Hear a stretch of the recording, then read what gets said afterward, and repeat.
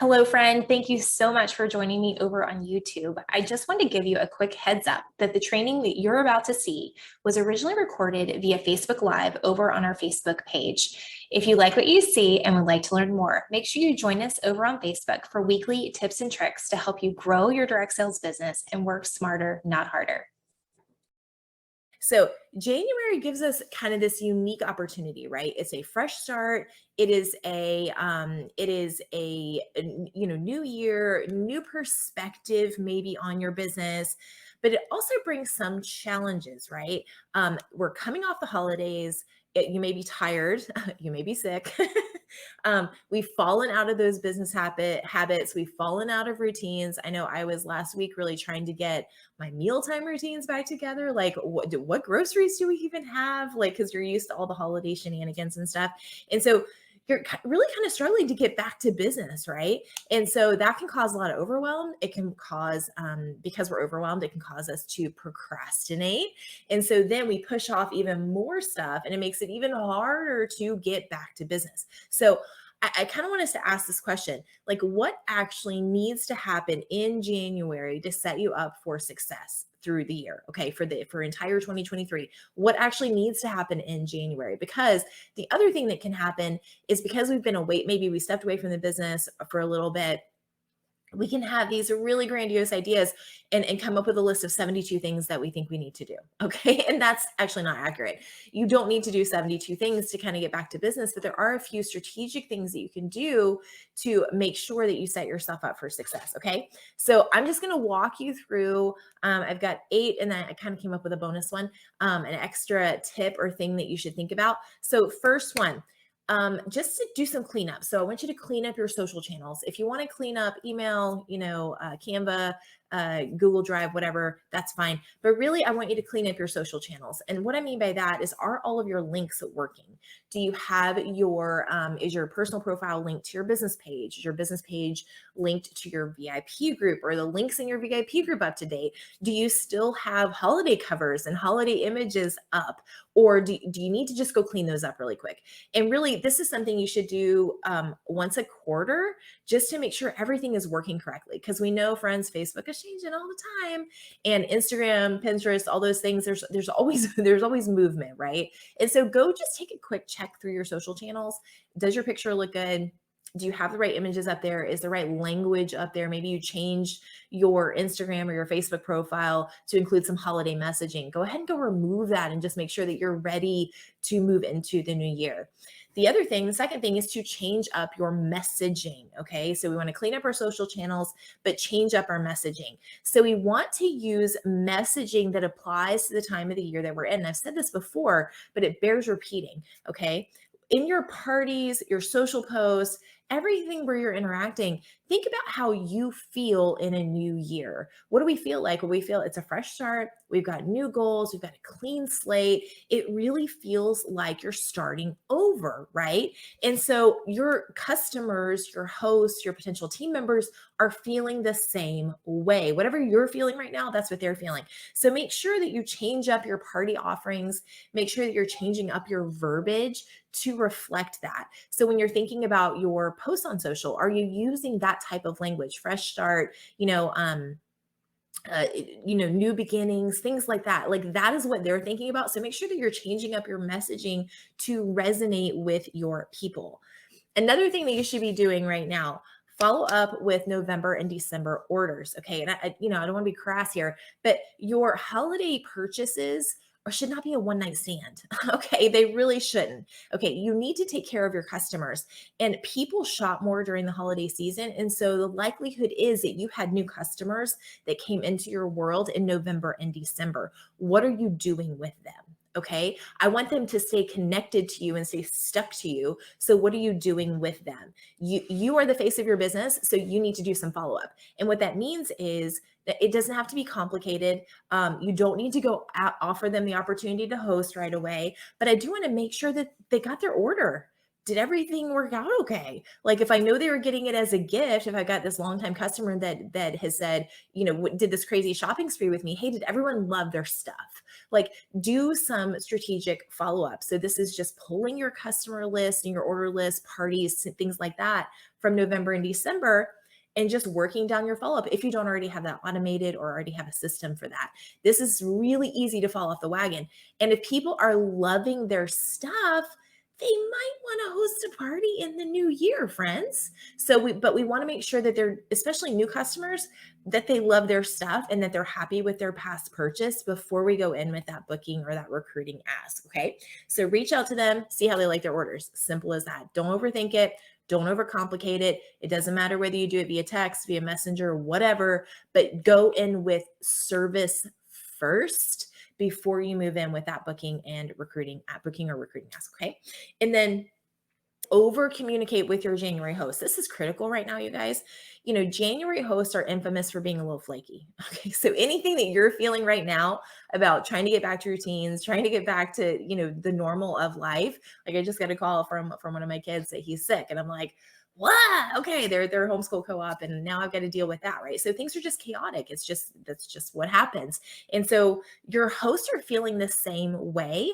So that means that you're probably going to have to over communicate. This is not, as we head back into January, this part of the year is not that relaxed. Okay. We're trying to get back to lots of things. So people, make sure that you are over communicating with them. Spend a little more time communicating and explaining things, because they could have that, holiday brain fog where they're just not remembering to do things. They're just not understanding how to do things. They've got other things that are pulling at them. So make sure that you're over communicating. So add an extra touch point or two to make sure that your January hosts do what they need to do to be successful in their parties. Okay.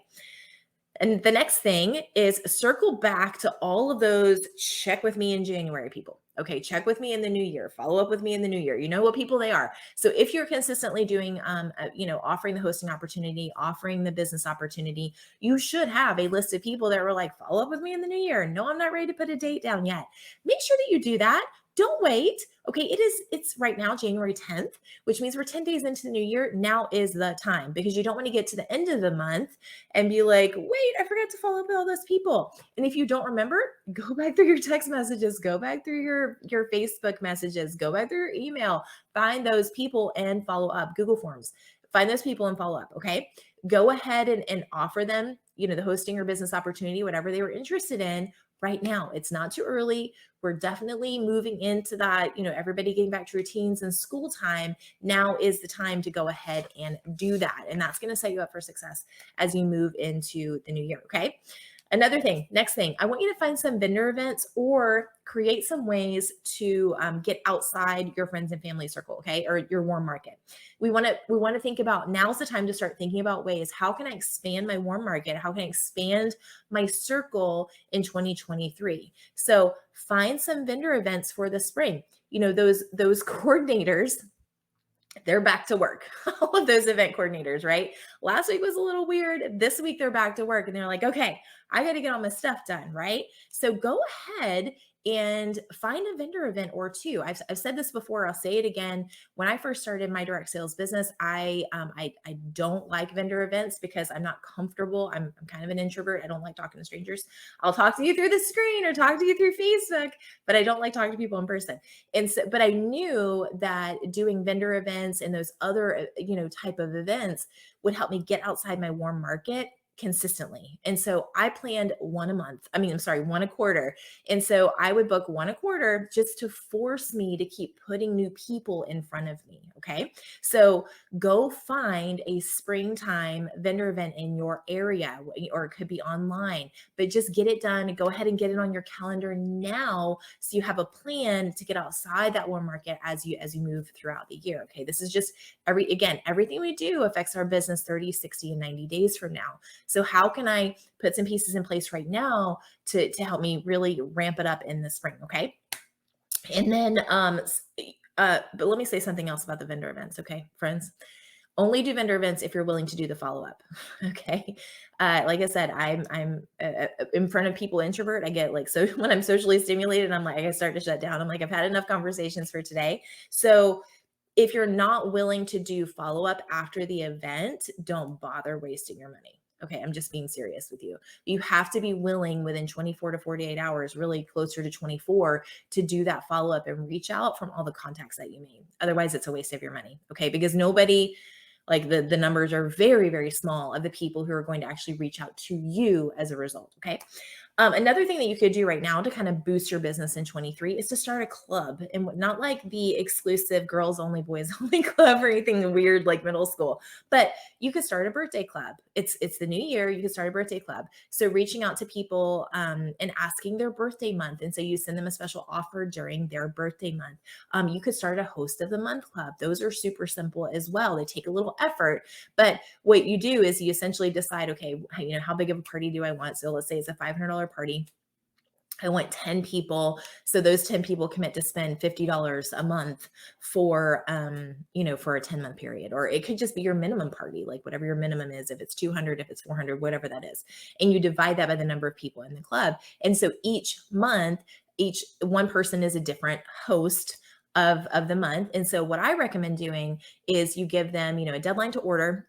And then you also offer to them, and let's pretend Beth is one of my host of the month club participants, and this is her month. I'm not just going to say, hey Beth, you get all the host benefits from all these orders this month. I'm going to say, hey Beth, you get all the host benefits from the orders this month, but hey, do you want to do a quick Facebook party and add even more to it? And so we're going to kind of tag team. That's a great way to get some not only consistent revenue with the club, but also add on to that with other, with an additional party as well. Okay. And then the last thing, and I'll give you the bonus one, decide what you will track. Okay. So hear me on this, friends. I will preach this is the hill I'm going to die on. Okay. Decide what you will track. I see so many people, direct sellers specifically, that miss incentives or other stuff because they don't track. All right. Start tracking now. It's January. So if you're working on earning a trip, track it. Put it on your refrigerator, put it on a whiteboard in your office, put it somewhere. If you want to improve your party average, track it. If you want to get more bookings, track how many people you're asking and how many people are saying yes, and then make decisions on how you can improve your ask and what you need to do to improve that number.